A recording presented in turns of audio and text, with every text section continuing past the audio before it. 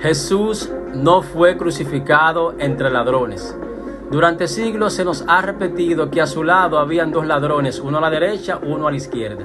Pero cuando nosotros vamos al texto griego, al contexto romano y a la historia del siglo I, la narrativa cambia completamente y además cambia la manera en que nosotros podemos entender el tipo de muerte que sufrió nuestro maestro. Hoy vamos a desmontar ese mito y como siempre lo vamos a hacer con Biblia, historia y hermenéutica. Señores, ¿qué dice realmente el texto bíblico? Los evangelios de Mateo y Marcos utilizan la palabra griega lestai. Esa palabra no significa simplemente ratero o carterista, porque en el griego koiné, utilizado en el siglo I, lestes era el término que se utilizaba para insurgentes, además asignado a revolucionarios violentos y también a guerrilleros rebeldes en contra del imperio. Es decir, no era un término común para referirse a un ladrón común. Para eso existía otra palabra que es clestes, de donde viene el término cleptómano.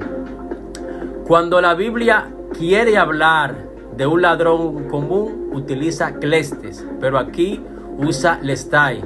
Eso ya nos dice algo muy importante. Analicemos el contexto histórico romano. La crucifixión no era un castigo para delitos menores. Roma no crucificaba carteristas. La crucifixión estaba reservada exclusivamente para rebeldes, para sediciosos y para revolucionarios que eran considerados amenazas políticas. Jesús, en cambio, fue ejecutado bajo el cargo de sedición política. Por eso le pusieron rey de los judíos. Y nosotros sabemos por el Evangelio de Juan que las acusaciones colocadas sobre la cruz tenían implicaciones políticas directas en contra del Imperio Romano. Además, en el mismo contexto aparece Barrabás, el cual es descrito con el mismo término que está relacionado con rebelión e insurrección. Barrabás no era un simple ladrón. Este caballero era parte de un levantamiento social. Históricamente, Roma crucificaba insurgentes y lo hacía como advertencia pública.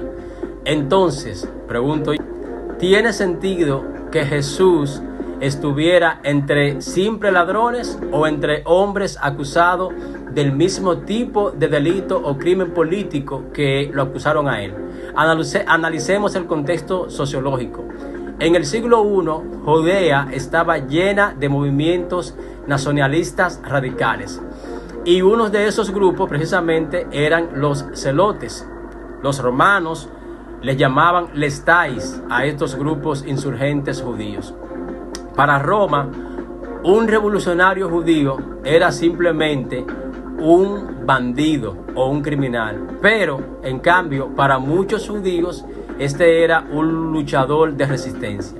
Si Jesús fue crucificado entre lestai, eso sugiere que Roma lo clasificó dentro del mismo paquete político. O sea, la crucifixión de Jesús no fue vista por Roma como un asunto religioso interno, sino que fue tratado como una amenaza política. Y esto tiene implicación teológica. Si Jesús fue crucificado entre insurgentes políticos, el mensaje romano era claro. Este también es enemigo del César. Pero el mensaje teológico es aún más profundo. Jesús murió entre culpables acusados de rebelión. Isaías 53 dice que fue contado entre los transgresores, no simplemente ladrones, sino transgresores del orden imperial. Y uno de ellos reconoce y dice: nosotros a la verdad justamente padecemos este castigo. Eso implica crimen grave, digno de una muerte romana. No era un hurto menor. Entonces, la narrativa infantilizada de tres cruces con dos ladrones, esto reduce el peso histórico de lo que realmente ocurrió en el Gólgota.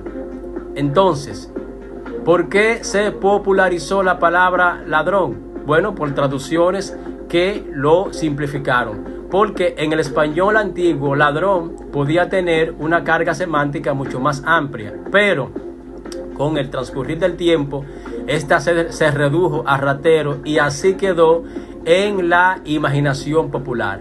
El problema no es la Biblia, el problema es la pérdida del contexto lingüístico a través del tiempo. En conclusión, Jesús no fue ejecutado entre carteristas, fue ejecutado en un contexto de insurgencia política. Roma incluso lo trató como un sedicioso y eso intensifica el drama histórico de la cruz y demuestra además que la crucifixión no fue un accidente religioso, sino que fue una ejecución política con implicaciones espirituales eternas. Si este análisis te ayudó a ver el texto con más profundidad histórica y filosófica, suscríbete a Razona y Entiende, porque nosotros aquí no repetimos, aquí nosotros analizamos el texto desde la hermenéutica y la historia. Déjame en los comentarios si tú habías escuchado esta versión antes. Shalom, shalom, y será hasta otra próxima entrega de nuestro segmento La Academia en la Iglesia. También te pedimos que nos sigas por nuestras